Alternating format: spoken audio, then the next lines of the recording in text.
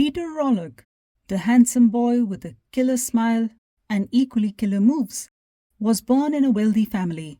His grandfather trafficked drugs. His father, Leonard Rollock, the boxer, worked with famous mob boss Nicky Barnes, the same Nicky Barnes that P.Diddy's father is also rumored to be an associate of, and later John Gotti to distribute heroin in Bronx and Harlem, and was in and out of prisons. Even when out, he was rarely in his son's life. Peter's grandmother lived in a 3-story row house on Rosedale Avenue, which had a 4-foot-high wrought iron fence. His mother, Ma Brenda, lived in a lush 9th-floor apartment in Lafayette Boynton Houses at 875 Boynton. Though he was banned from leaving his grandmom's house for safety reasons, he did ping-pong between the two residences.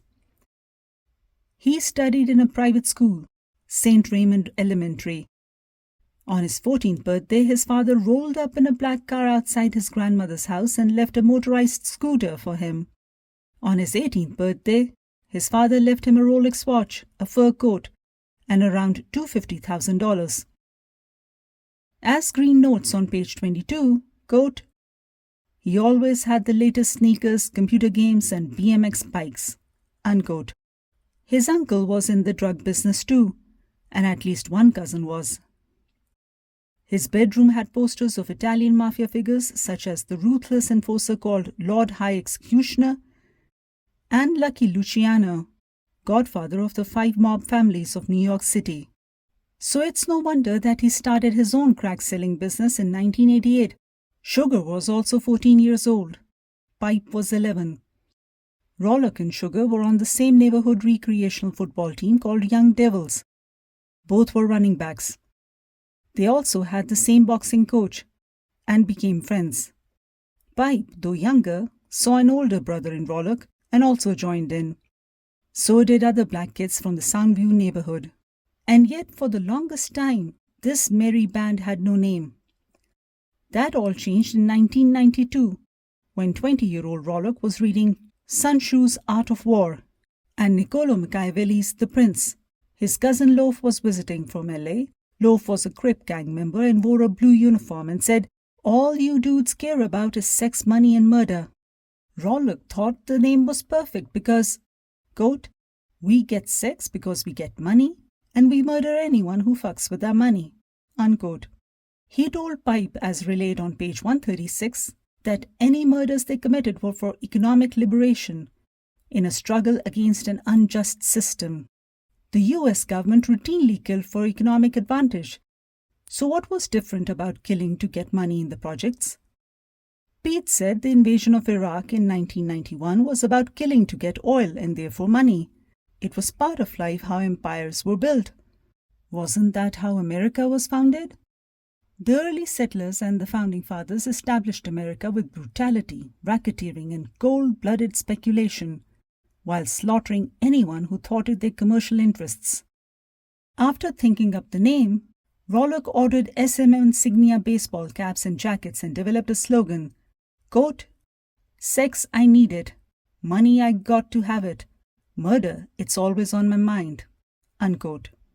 This kind of mentality and bravado is rampant in drug and crime-infested neighborhoods, and this lifestyle is frequently glamorized in rap music. But even though Jonathan Green is at pains to describe what he says is Rollock's, quote, "crack empire," unquote, frankly, when I read the book, SMM came across as a small fish, petty drug-running gang of 12 teenagers from Soundview housing projects, who looked to build SMM franchises in other cities with little success, kill rival or fellow gang members, but not that many, and get caught only because it was easy to catch and convict them under the tough federal RICO laws.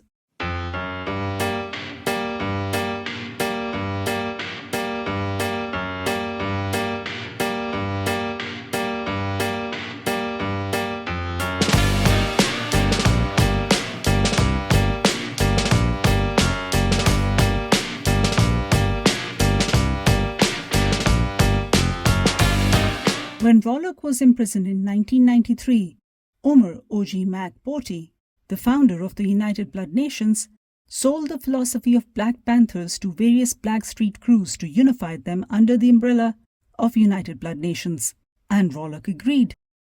So after creating the name in 1992 and getting imprisoned in 1993, Rollock only got out on a 2-week bail in 1996 and then was back in prison.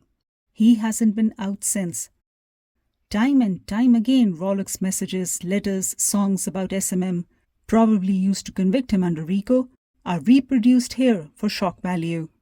For example, given on page 239, in 1997, Rollock mailed Ro Rufino, Pipe's younger brother, from behind bars, a complete outline of the fist, the new SMM structure that will make SMM, quote, an underworld superpower, unquote. All a bit silly, really. Quote, Bevins and Tadeo, law enforcement detectives, were looking for proof of SMM enterprise. They found it in songs written by Pete Rollock. Makin' moves, followed by the N-word. You hesitate and you lose. Bust my gun, paid my dues, paved the way for my crew. I made moves, the N-word again. You hesitate and your history. I'm a sex money murderer, the expletive, MF, till the death of me, unquote. There's a lot of detail on, for example, how to bag heroin using McDonald's plastic coffee spoons. Those curious can turn to page 130 and where it got stored. But Green doesn't tell the reader who the gang's customers were. It looked like all that they were doing was selling crack, etc. on Cozy Corner, the corner of Randall and Rosedale Avenues, and then in nightclubs or laundering money via auto shops or rap music. I didn't find out how they got their guns, and there were plenty of other drug gangs who were smoked out under the same federal laws during the same time period. All the murders that bring down Rollock's SMM enterprise are of people associated with the drug business, except for the killing of a man, Tony Morton, who was looking for directions and was essentially at the wrong place at the wrong time. Karlton Hines, Carlos Mestre, and Anthony Dunkley were rival drug dealers. David Twin Mullins was Rollock's business partner and shot because Rollock mistakenly thought he was 999, a code for snitching to police. Doubly ironical was the fact that Mullins himself had killed 2 most wanted rival gangsters in Pete's presence, one of whom had a bounty of $50,000 on his head, Bo Barnes, as detailed on page 208.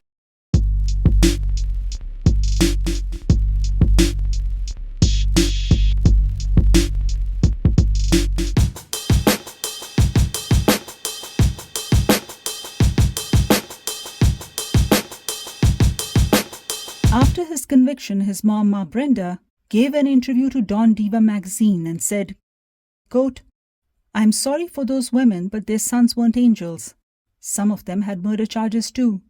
I'm sorry that the other mothers lost their children, but it's not my son's fault that he was quicker. Any one of them would have killed him first had they gotten the chance. Unquote. True words. But as I found out, New York media glossed over their lives, what they did for a living, and reasons for the shootings. In news reports, Karlton Hines was described as a talented basketball player. That's it. That he had failed to capitalize on that as a career and took to drug dealing is not mentioned in the New York Post report I read.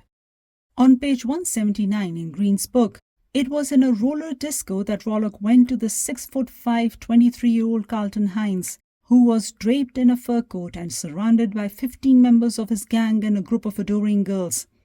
Rollock went over to him, Pipe and the others following, and asked Karlton, remember me? We used to play basketball together at Stevenson High.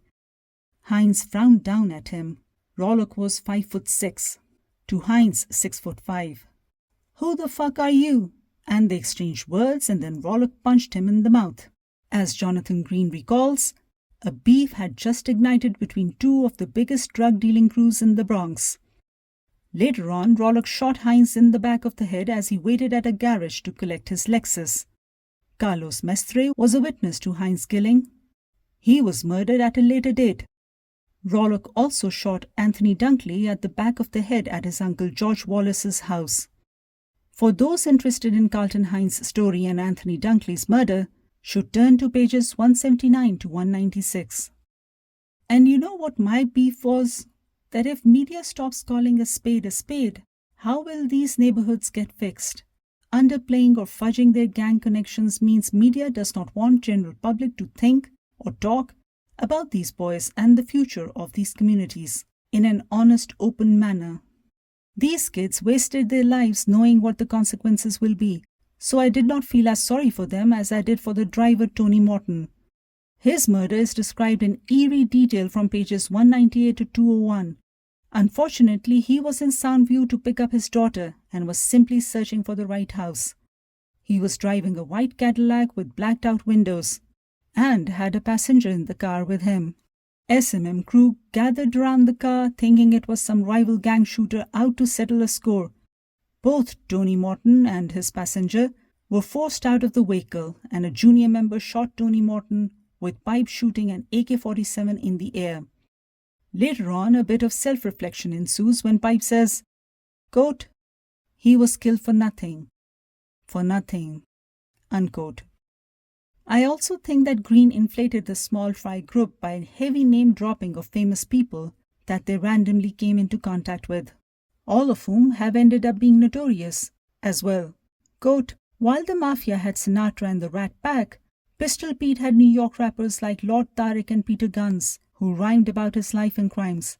Pete was a celebrity, spending time in clubs with Tyra Banks, Sean Combs, known as Puff Daddy, later P.Diddy, and the Ralph Lauren model Tyson Beckford. Puff Daddy had been gradually caving to Pete's pressure to sign Lord Tariq and Peter Gunz since Pete had first suggested it toward the end of 1993 at the meeting in the Tunnel, which was a nightclub.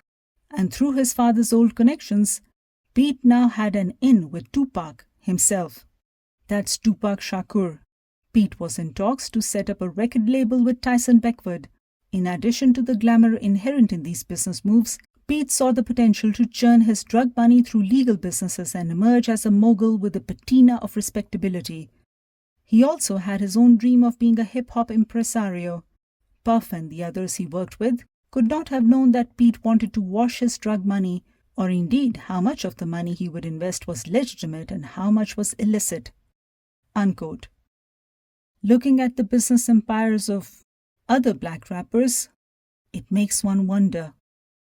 Despite such grandiose renditions and hot air balloon plans, as laid out on page 209, Green offers no proof of any association that this small-time drug dealer with 8-member crew made any legitimate business or had any business dealings with any famous person.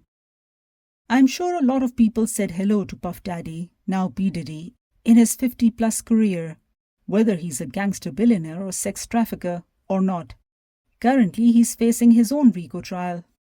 But P.Diddy can claim to have an actual empire, unlike Pete Rollock, who did not even have an official name for his gang till 1992. I think Green inflated S&M and Rollock's worth, or maybe district attorney or investigative unit did. But Rollock did hustle crack and did kill 4 people in 2 years. And for that, he is currently serving out his sentences, 40 plus 5 years in one case and life plus 105 years in another conviction, in solitary confinement at a maximum security prison. He'll never get out alive. In prison, he has studied philosophy, political theory, economics, as well as mythology and history of ancient Rome. He even completed an anger management course. But despite numerous efforts by his lawyers to get him out of the concrete windowless cell and into the general population, he in 2024 is still in solitary confinement. I personally feel that he should be let out in the general population after all this time and not be in solitary confinement anymore. But that's just my opinion.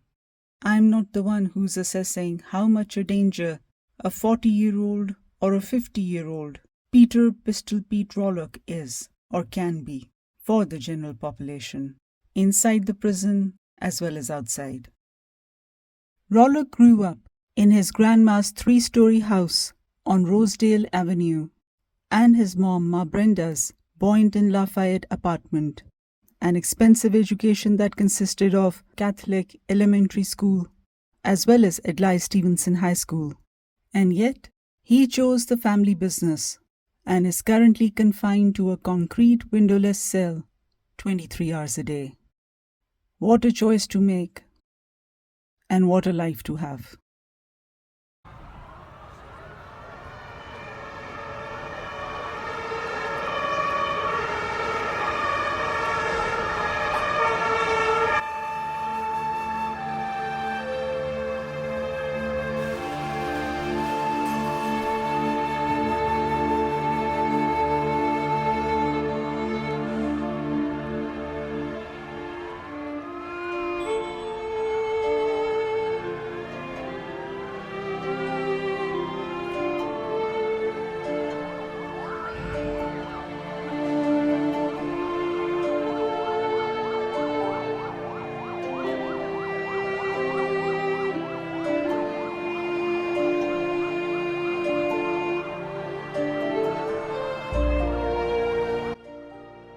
He did take care of his 2 sons from 2 separate baby mamas while he was still out of prison by giving them a good education.